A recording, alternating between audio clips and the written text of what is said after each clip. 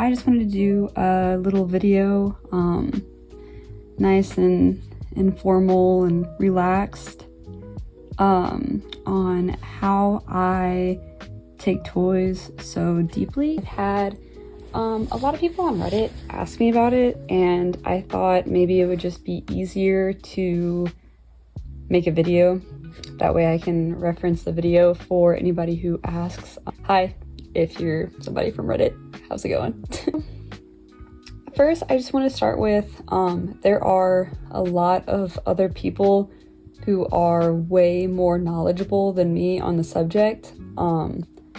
I'm sort of, I wouldn't say like a novice to stretching, but I am new to like OnlyFans and posting and what am I trying to say? Like influencing, right? So anything I say is what works for me. It's what is working for my body. Just because it works for my body does not mean that it will work for yours. And just be careful. This is what works for me, and there are so many people out there who are way more knowledgeable than I am. Like, I'll put in the description box down below. There is Starryfawn. She has a video about it. And then also on Reddit, the whole Bad Dragon forum, there's a lot of information on female anatomy, on like how to find the posterior fornix, etc. So again, there are people who are way more knowledgeable than I am. This is just what I know as of right now. And also I'll be interested to see in like a year to like look back at this video and just see like, I don't know, I guess how much more I've learned and like how much further I've come. And I would also love to know if any of this works for you. So let me know. I was also thinking about making, I'm not totally sure how I would do it, but I was thinking about making an NSFW video on this topic. I don't know exactly where I would post it or like how I would post it, maybe like X or something. Just like a short and sweet. I don't want to give away like too much, you know. I know a lot of people have really struggled because there's not a ton of information online about how to do this. And I know I've never seen like an in-depth NSFW tutorial on like how to find like your magic spot, your posterior fornix. So I was kind of thinking about that. If anybody even watches this video, let me know if you'd be interested in that. Anyway, first things first is going to be supplies. So you're going to want a ton of lube. You want water-based lubricant. I use like the KY water-based gel lubricant.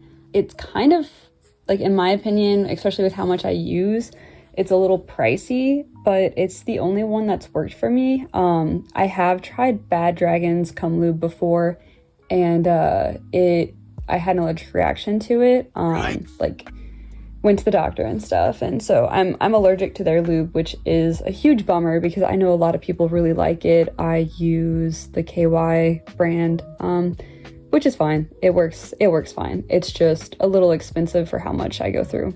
And you're also going to want a toy, or a handful of toys. And this doesn't have to mean that you need to go out and buy a toy.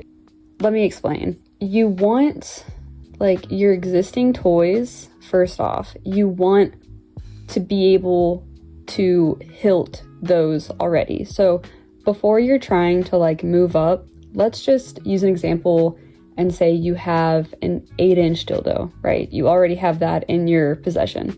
Before you're going to like buy more stuff, make sure you can take that whole thing. I mean, every usable centimeter, you can take it. And not just take it, but you should be able to use it. You know what I mean? Like, you should be very comfortable with that toy. And that's kind of like the process, right? Is going to be getting comfortable with like the uncomfortability and moving into it. The next thing I would recommend is slightly sizing up. So like I started with an 8-inch realistically girthy toy, right? It was easy, it was fine. It wasn't anything that I didn't experience from like intercourse and stuff before. So the next toy I moved to was about the size of a medium Bad Dragon Flint.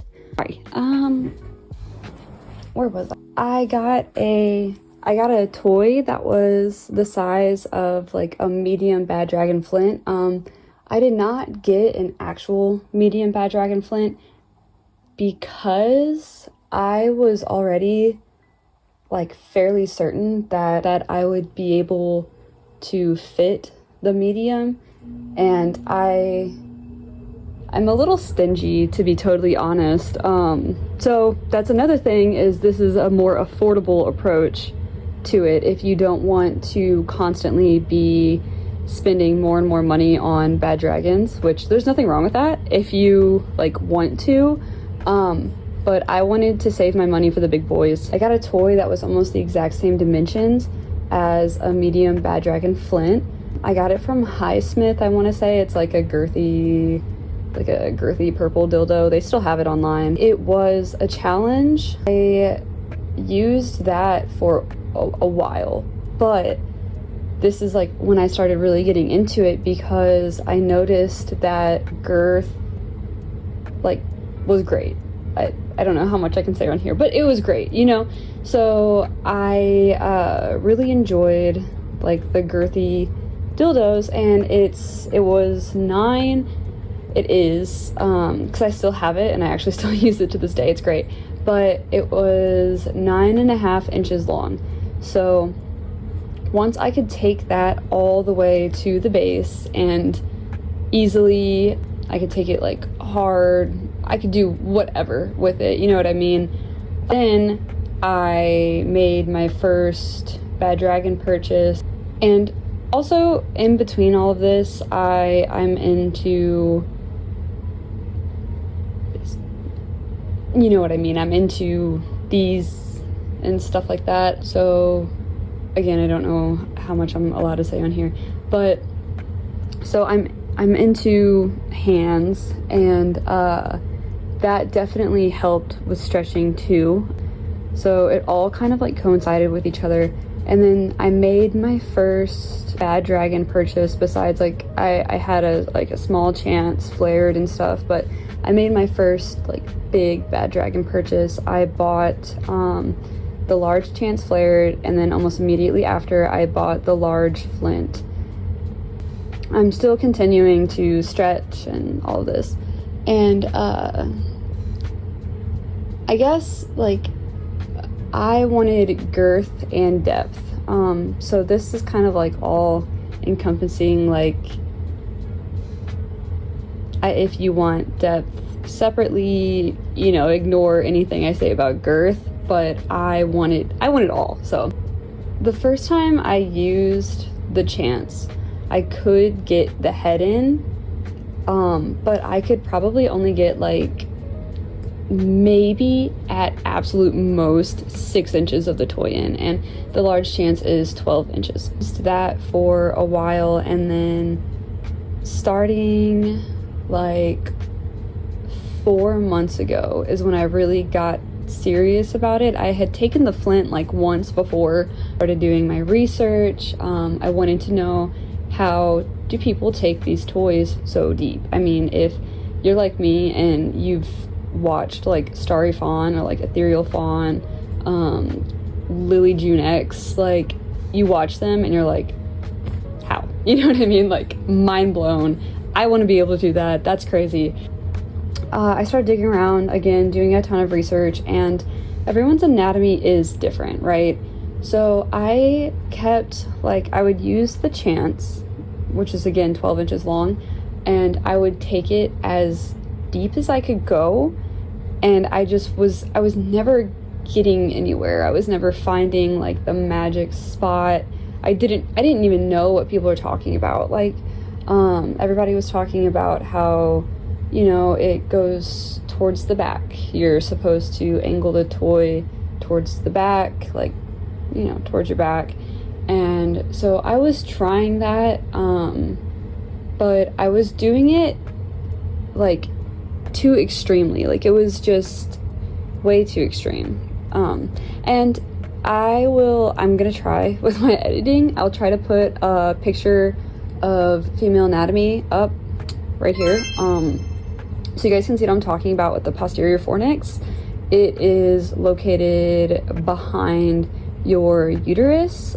So you have your cervix, uterus, behind it, posterior fornix. It's like this empty space where you can put all your fun stuff. So I kept playing with like my chants and stuff, and sitting on it as hard as I could, going as deep as I could. I would only get maybe 8 inches, and I thought maybe I was hitting the posterior fornix, but I really didn't know. One day I decided to use like the edge of my bed, and I'll try to like overlay a video here of exactly what I'm talking about for positioning. Hopefully I'll put sweatpants on. Hopefully it doesn't get like, I don't know, taken down. I don't know how strict YouTube is. I used the edge of my bed, and I started writing a few of my toys. I also have like a 12-inch Doc Johnson this was the first one that I was able to get to my posterior fornix with. I started using those toys, and I was sitting like as hard as I could on the Doc Johnson, and then I just, instead of like making an extreme arch with my back, which is what I kept doing to try to find the magic spot, I barely, like ever so slightly, tilted my hips while still putting all of my pressure on the toy. And I have a video of it. Obviously I can't play it, but it was like a pop, and the pop literally scared me. Like I was like, what was that? Even though I knew what it was, you know what I mean? I heard a pop, and the toy slid in like so easily, like almost all the way to the base. It was the deepest I'd ever taken it. And this toy has like a bigger head, and it's super stiff. It's not soft. And I think that's why I could so clearly hear it like slip past. So I was like, that was crazy. And I played around with that for a while, and really like, you know, got my hip positioning, and I'm almost straight up and down whenever I sit on a toy. Like, I want the curve to be a little bit back, but it's not nearly as extreme as I was making it previously. I mastered like finding it, and then I moved to my chants, and I was a little intimidated because I know people have said that like chance flares aren't the best for depth. Like, a lot of people prefer the unflared because the flared head is like a 8.75 inch circumference, I want to say. So I moved to my chance, and I did the exact same thing. And when I tell you, it was so easy. I mean, it just slid in. The chance is much softer, so maybe try softer toys. I do think that from here on out, like, I will predominantly go for the softer versions. Even though they're harder to work with, like, it will just glide right in. Again, use plenty of lube, use plenty of warm-up. By warm-up, I mean you can use your Vibe. I use like that, you know, the medium-sized toy I was telling you about earlier, the toy that's the same size as like a medium flint. I use that toy. I get, you know, do the big shebang a few times just to warm up.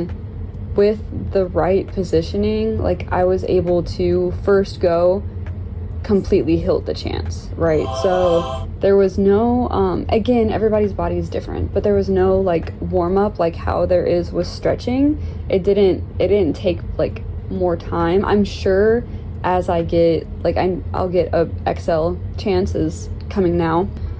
I'm sure with an XL, it might take me a little bit of stretching to like accommodate the depth, but I could tell that there is like a little bit more to give in there, you know what I mean? So yeah, I will put like an overlay of kind of a safe for work positioning sort of thing that I do. I hope this video is helpful. I hope it's not awful. This is the first time I'm making a YouTube video. I'm literally using my second phone as a microphone. I do apologize. So, and also I will link, depending on what I'm allowed to do, I will link a few things below. I'll definitely link like Starryfawn's video on the posterior fornix because her information is significantly better than mine. And this is just beginner level, very basic. I'm not a pro, but anyway, yeah, so thanks for joining me. Go ahead and give it a like and subscribe if you want to see more. Depending on how this does, I might post more. We'll see.